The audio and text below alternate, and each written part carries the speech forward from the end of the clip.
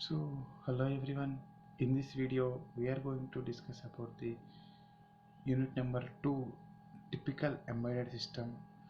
In that unit, the first topic is core of the embedded system. So coming to the first topic in the second unit, that is in the typical embedded system, core of the embedded system.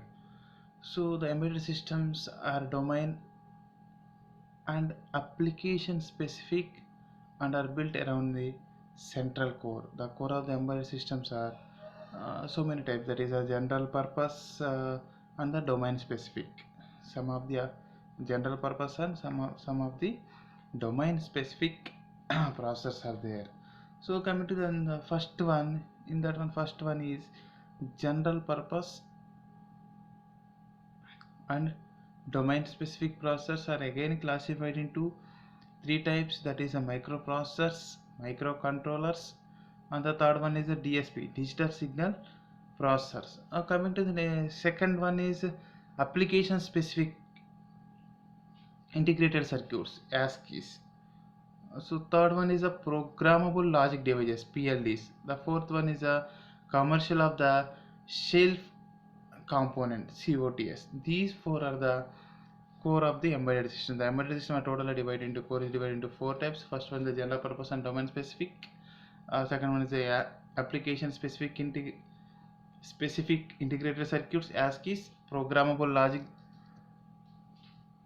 devices, and the commercial of the shelf components. These four are the major of the core of the embedded system. So in this video, firstly we are discuss about the general purpose and domain specific processors. In this one, the general purpose and domain specific processors are already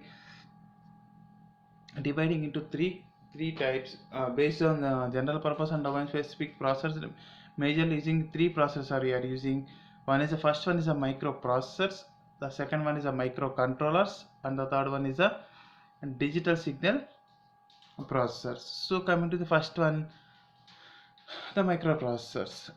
In this one, sir, before going to discuss about this, almost the 80% of the embedded systems are the processor or a controller based.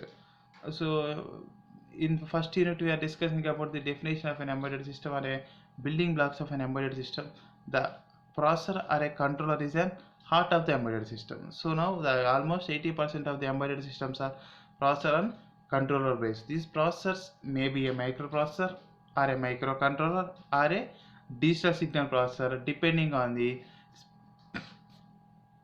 domains, depending on the domain specific application. Depending on the application, we are selecting the processor or a controller. So coming to the next point, the most of the embedded systems in the industrial control and the monitoring applications make use of the commonly available microprocessor and microcontroller, whereas the domain which is requires the signal processing such as speech coding and speech recognition extra, the special kind of digital signal processor supplied by manufacturers like analog devices, Texas Instruments, and etc. Means majorly signal processing domain means a speech recognition and the face identification domain. All these applications we are using the digital signal processors. The microprocessors and microcontrollers are using in the general purpose monitoring applications. Industrial monitoring application majorly using microprocessors and microcontrollers.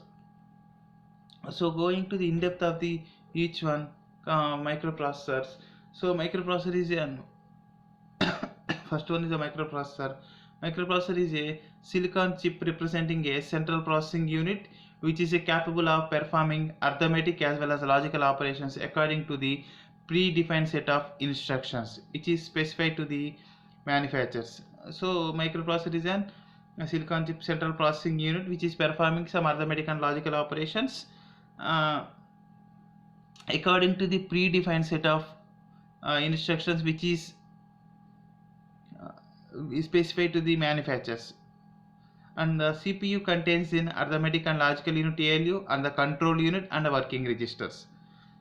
In the microprocessor CPU, in the system, the CPU, ALU, and other two some hardware and memory.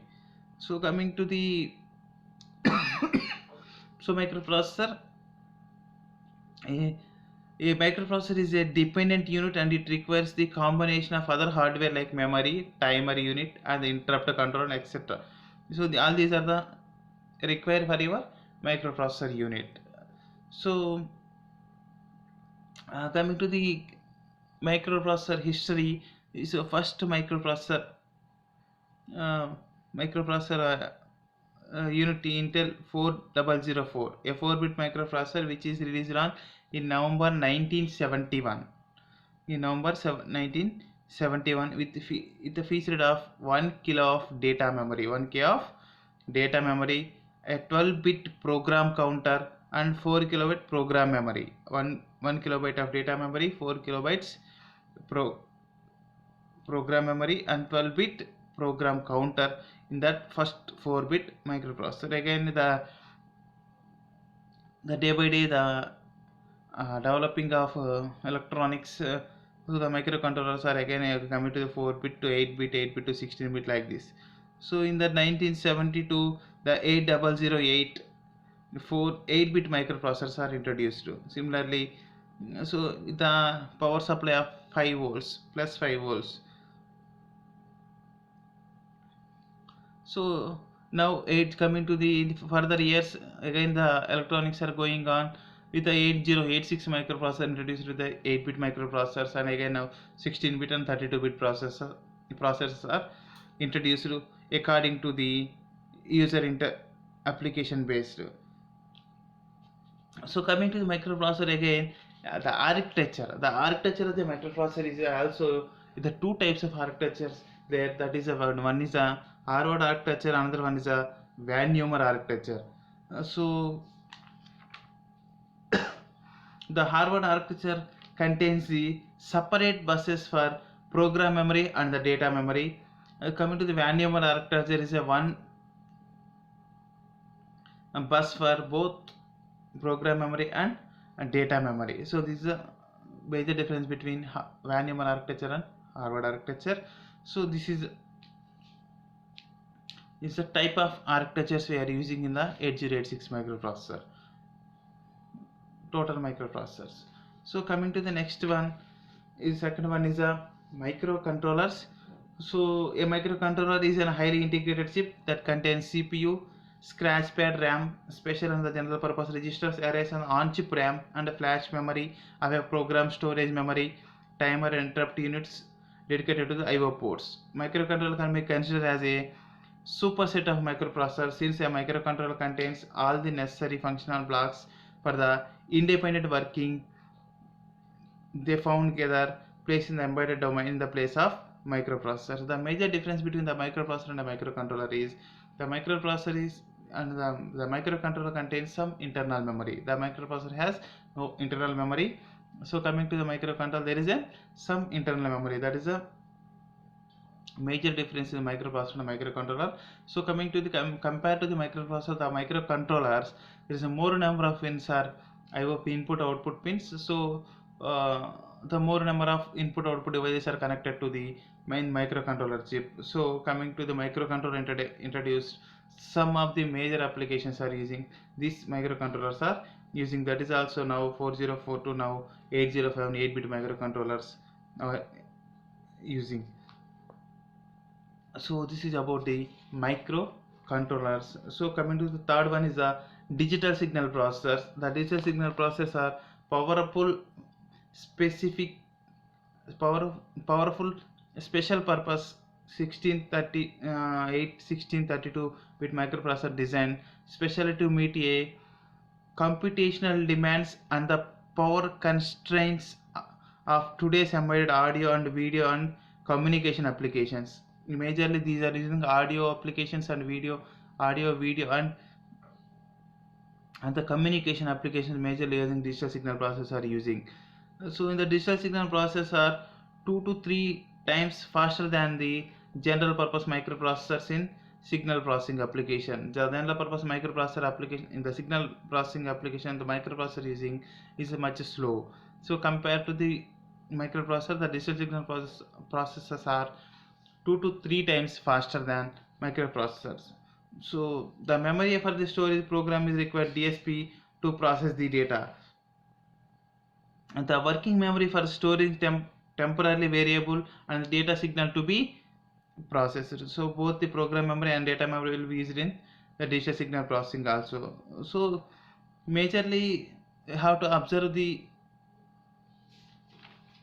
this general purpose and the domain specific process. You have to observe the three microprocessors and the microcontroller and the digital signal processor. These three processes are you're using in to develop an embedded system for an unique applications. So in this one, the microprocessors, there is a one drawback is there is no internal memory. For that, again you have to introducing the microcontrollers. Now in the digital signal processing, before introducing of the digital signal processing, the video and audio and the communication applications, the processors and microcontrollers is using. For that, there is an very slow there is a long time it will take to communicate, and the processing, digital speech processing and speech recognition like these applications, it will take more time. So for that, again we are implementing the digital signal processor. So the digital signal processor video and the audio in the video and audio applications, which is much faster than compared to the microprocessor and microcontrollers 2 to 3 times. So for that, and there are now real-time applications, real-time RTOS based applications, the digital signal processors are nowadays we are using. So this is about the general purpose and the domain specific process in the core of the embedded system.